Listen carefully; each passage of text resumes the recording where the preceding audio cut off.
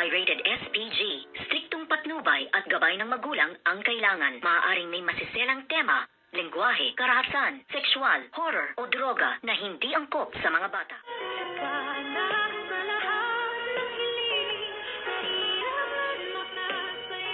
Good morning and welcome sa aking munting channel. Nilibing na nga ang labi ng peking si Moira, kung kaya't dito ay halos naghihinagpis ang kalooban nga nitong si Zoe, na ang pagkakaalam nga niya at ang buong akala niya ay ang nasa loob ng kabaong ay ang kanyang mami, demonyitang Moira.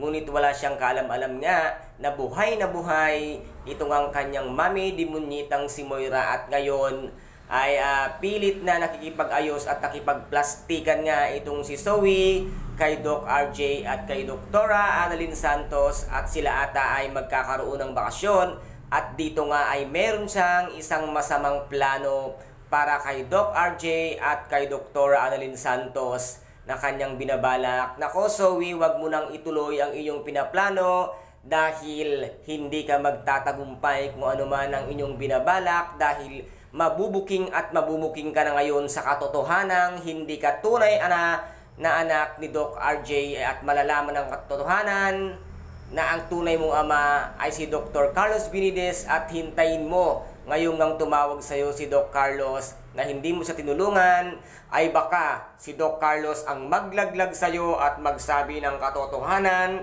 na ikaw ay hindi isang tanyag, kundi ikaw ay isang huwad na tanyag at peke. Kaya't dito nga magkakaalaman ang lahat at mabubuking ang iyong pagkatao. Mas lalo kang mahihirapan dahil nga sa pagkakaalam mo ay wala ka ng kakampi at wala na ang iyong demonyitang si Mami Moira. Kaya't magdusa ka at magtiis ka. At ito namang si Miss Giselle Tanyag ay wala talagang katiwa-tiwala dito nga kay Zoe, at nasabi nga niya na huwag pagkatiwalaan si Zoe at ito ay plastic. Tama naman ang sinabi nga nito ngang si Miss Giselle Tanyag na hindi dapat pagkatiwalaan at plastic nga itong si Zoe na meron sang masamang balakin sa mag-ama. And guys, ito po ang ating pakaaabangan dito nga sa Abot Kamay na Pangarap, na kung saan ay napaka-intense at kapanapanabik ang bawat eksena.